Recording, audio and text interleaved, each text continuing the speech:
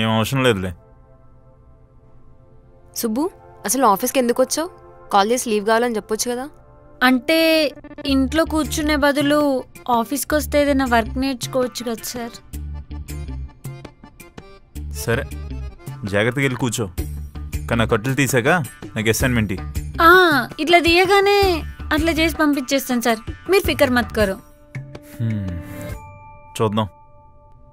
సరే నువ్వు వచ్చి కూర్చో, నీకేమైనా హెల్ప్ కావాలంటే నన్ను అడుగు.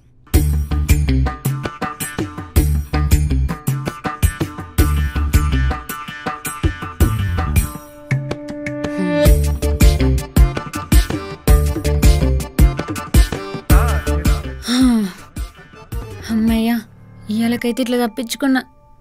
వర్క్ చేసే పని లేదుగా. అమ్మో, ఈ చరణ్ గడు ఆర్వి చెప్పినంత అమాయకుడైతే కాదు, బుర్ర బాగానే ఉంది వీడికి. అమ్మో, ఇంకొంచెం గట్టిగా అడిగితే దొరుకుతుండే.